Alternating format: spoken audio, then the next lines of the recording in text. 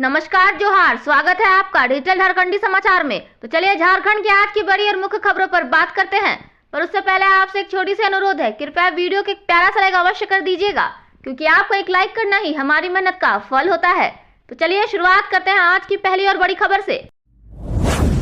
मैया सम्मान योजना लाभार्थियों के लिए एक और तैयारी, महिलाओं को मिलेगा फायदा। राज्य सरकार मैया सम्मान योजना के लाभार्थियों को सामाजिक कार्यों से जोड़ने और उनमें उद्यमिता विकास के लिए कार्य योजना बना रही है। ग्रामीण विकास मंत्री दीपिका पांडेय सिंह ने निर्देश दिया है कि मैया योजना के लाभुकों को एसएचजी स्वयं सहायता समूह से जोड़ने का निर्देश अधिकारियों और जेएसएलपीएस को दिया है। इन लाभुकों की सूची महिला बाल विकास विभाग से प्राप्त की जाएगी। इसके बाद इन्हें एसएचजी से जोड़ने की प्रक्रिया शुरू की जाएगी। मंत्री ने कहा, राज्य की करीब 32 लाख महिलाएं सेल्फ हेल्प ग्रुप से जुड़ी हैं, जबकि मैया योजना से 57 लाख महिलाएं जुड़ चुकी हैं। इस आधी आबादी की ताकत को और बढ़ाने के लिए सरकार इनमें उद्यमिता का विकास भी करने की मंशा रखती है। साथ ही जो उद्यम के क्षेत्र से जुड़ी है उनको सेल्फ हेल्प ग्रुप की मदद से मार्केट लिंक किया जाएगा, ताकि उनके द्वारा तैयार किया गया उत्पाद बाजार में उपलब्ध कराकर महिलाओं की आय का संवर्धन किया जा सके। महिलाओं को और सशक्त करने में इसकी काफी मदद मिलेगी। मंत्री दीपिका ने विशेष अभियान चलाकर राज्य में स्वयं सहायता समूह की संख्या में बढ़ोतरी करने पर भी बल दिया है। सभी गाँव में योग्य महिलाओं का स्वयं सहायता समूह गठित किया जाएगा। इस प्रक्रिया की मदद से मैया योजना के लाभुकों की सूची तैयार की जाएगी और उन्हें भी एसएचजी से जोड़ा जाएगा। मंत्री ने यह लक्ष्य इसी वित्तीय वर्ष 2024 से 25 के 31 मार्च के पहले तक पूरा करने को कहा है। राज्य में करीब 57 लाख महिलाओं को मैया सम्मान योजना के तहत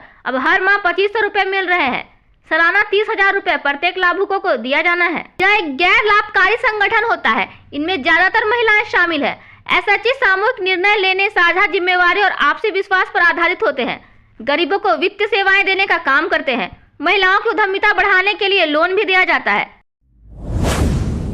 मैया सम्मान योजना को लेकर मचा बवाल, महिलाओं ने फाड़े पोस्टर, आंदोलन की भी दे डाली चेतावनी। मुख्यमंत्री ने मैया सम्मान योजना के तहत दिसंबर माह की बढ़ी हुई 2,500 रुपए की राशि महिलाओं के बैंक खाते में 6 जनवरी को ऑनलाइन हस्तांतरित की। कुल 1,415 करोड़ 44,77,500 रुपए हस्तांतरित हुए। प्रदेश की 56,61,791 महिला लाभुकों के खाते में राशि पहुँची। वही कई महिलाएं ऐसी भी है जिनके खाते में मैया सम्मान योजना की राशि नहीं पहुँची है। योजना का लाभ नहीं मिलने के विरोध में महिलाओं ने बुधवार को प्रदर्शन किया। मुख्यमंत्री मैया सम्मान योजना की राशि नहीं मिलने से नाराज सैकड़ों महिलाओं ने बुधवार को अंचल कार्यालय के समक्ष जमकर बवाल किया। आक्रोशित महिलाओं ने रणधीर वर्मा चौक के पास मुख्य सड़क को जाम कर दिया। यही नहीं, अंचल कार्यालय में लगाए गए सरकार की मैया सम्मान योजना के पोस्टर को भी आग के हवाले कर दिया। आक्रोशित महिलाओं के सड़क पर उतरने के कारण चिरागोड़ा से लेकर विनोद नगर तक वाहनों की लंबी लाइन लग गई। धनबाद पुलिस ने आक्रोशित महिलाओं को समझाकर जाम को हटाया। आक्रोशित महिलाओं में विनोद नगर की सुमन देवी ने बताया कि तकरीबन 4 दिनों से अंचल कार्यालय का वे चक्कर लगा रही हैं, लेकिन यहाँ आने के बाद कार्यालय में ताला लटका मिल रहा है।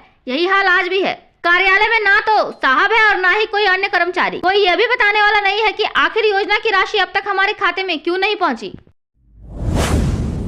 उड़ीसा और बंगाल का विभाजन चाहता है झामुमो, स्वायत्त शासी परिषद के लिए जल्द शुरू होगा आंदोलन। झारखंड मुक्ति मोर्चा पड़ोसी राज्य पश्चिम बंगाल और उड़ीसा के कुछ जिलों को जोड़कर स्वायत्त शासी परिषद की मांग कर रहा है। झामुमो जल्द ही इसके लिए आंदोलन शुरू करने की तैयारी में है। झामुमो पश्चिम बंगाल के 4 और उड़ीसा के 3 आदिवासी बहुल जिलों को भी मिलाकर एक स्वायत्त शासी परिषद बनाने के लिए संघर्ष और आंदोलन शुरू करने के मूड में है। इसके लिए पार्टी ने खाका तैयार कर लिया है। पश्चिम बंगाल और उड़ीसा के आदिवासी बहुल जिलों की अलग पहचान और आदिवासी असीमता के नाम पर यह आंदोलन झारखंड मुक्ति मोर्चा शुरू करेगा। पूरी रणनीति और प्रस्ताव को आने वाले दिनों में पार्टी के महाधिवेशन में पारित कराने की योजना है। झारखंड मुक्ति मोर्चा के केंद्रीय महासचिव और सोरेन परिवार के बेहद करीबी नेताओं में से एक सुप्रियो भट्टाचार्य ने कहा कि अभी भी पड़ोसी राज्यों में आदिवासी बहुल जिलों में जनजातीय समुदाय की स्थिति नहीं सुधरी है। वह शोषण और अत्याचार झेल रहे हैं। ऐसे में उनकी असीमता और पहचान की लड़ाई झामुमो पहले भी लड़ता रहा है और अब ऑटोनोमस काउंसिल बनाने के लिए संघर्ष तेज करेगा। झारखंड मुक्ति मोर्चा के केंद्रीय महासचिव ने कहा कि पश्चिम बंगाल के झारग्राम, पश्चिमी मेदिनीपुर, बांकुड़ा और पुरुलिया, ये 4 आदिवासी बहुल जिलों को मिलाकर एक स्वायत्त शासी परिषद बनाने की मांग को झारखंड मुक्ति मोर्चा एक आंदोलन के रूप में शुरू करने जा रहा है। इसी तरह उड़ीसा के 3 जिले क्योंझार, मयूरभंज और सुंदरगढ़, इन 3 जिलों को मिलाकर एक स्वायत्त शासी परिषद बनाने के लिए संघर्ष शुरू करेगा। झारखंड मुक्ति मोर्चा के केंद्रीय महासचिव का कहना है कि पश्चिम बंगाल और उड़ीसा के इन 7 जिलों में रहने वाले आदिवासियों की रहन सहन, बात व्यवहार और संस्कृति झारखंड के आदिवासियों की तरह ही है। उन इलाकों के जनजातीय समुदाय आज भी शोषण और जुर्म के शिकार होते रहे हैं। उनके हितों और अधिकार की रक्षा के लिए अलग स्वायत्त शासी परिषद बहुत जरूरी है। झारखंड में दिखेगा पश्चिमी विक्षोभ का असर, 3 दिन बाद बदल जाएगा मौसम, तेजी से बढ़ेगी ठंड। रांची समेत पूरे झारखंड में पछुआ का प्रकोप जारी है। इस दौरान पश्चिमी विक्षोभ की वजह से राज्य में अगले 3 दिन तक कनकनी भरी ठंड से राहत की उम्मीद नहीं है। 3 दिन बाद आसमान में आंशिक बादल छाने की कई उम्मीद है। उसके बाद ही तापमान में उतार चढ़ाव की संभावना है। मौसम विभाग के अनुसार सर्द हवा से तापमान लगातार गिर रहा है।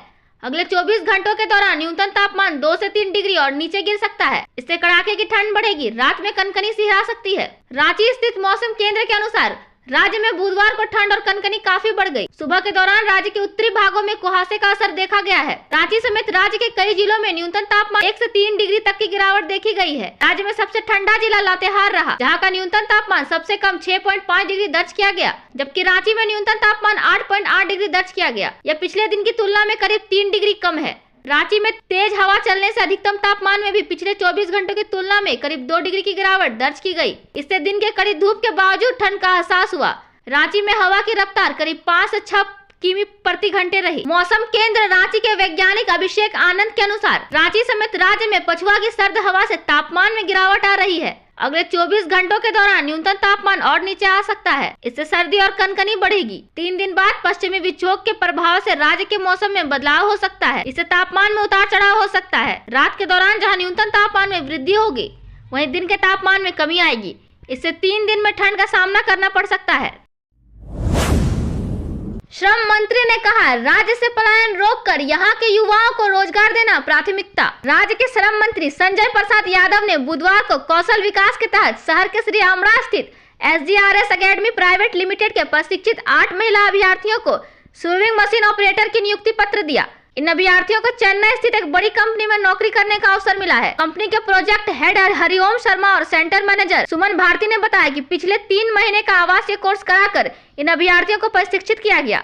इसके बाद इन्हें ये उपलब्धि मिली है। मंत्री ने इसके अलावा अन्य 4 कंपनियों के 20 अभ्यर्थियों को भी ऑफर लेटर दिया। दुमका राज्य के श्रम नियोजन प्रशिक्षण एवं कौशल विकास विभाग के मंत्री संजय प्रसाद यादव की अध्यक्षता में बुधवार को संथाल परगना प्रमंडल के सभी जिले के विभागीय पदाधिकारियों के साथ बैठक आयोजित की गई। बैठक के क्रम में मंत्री ने विभाग अंतर्गत संचालित जल कल्याणकारी योजनाओं की अद्यतन स्थिति की जानकारी ली। कहा कि राज्य से पलायन रोकना उनकी पहली प्राथमिकता है। जहां के युवाओं को झारखंड में ही रोजगार मिले, इसकी व्यवस्था की जा रही है। नए उद्योग स्थापित हो, इसके लिए इन्वेस्टर को आमंत्रित किया जा रहा है। उन्होंने कहा कि झारखंड राज्य से जितने भी मजदूर काम करने के लिए बाहर जा रहे हैं, उनका रजिस्ट्रेशन हो, इसके लिए अधिकारियों को आवश्यक दिशा निर्देश दिया गया। समीक्षा के क्रम में संथाल परगना में स्थापित ITI कॉलेज की समीक्षा की गई। झारखंड राज्य में कुल 74 ITI कॉलेज और पूरे संथाल परगना में 13। इस विषय पर चर्चा करने के बाद मंत्री ने संथाल परगना क्षेत्र में ITI कॉलेज बढ़ाने की बात की। संबंधित पदाधिकारी को इसका प्रस्ताव बनकर आगे बढ़ने का निर्देश दिया। समीक्षा के क्रम में सामने आया कि फीटर ट्रेड की डिमांड संथाल परगना में अधिक है और कॉलेज में सीट की कमी है। इस पर मंत्री ने संज्ञान लेते हुए इस पर नियमानुसार कार्रवाई करने के लिए श्रम आयुक्त का निर्देश दिया।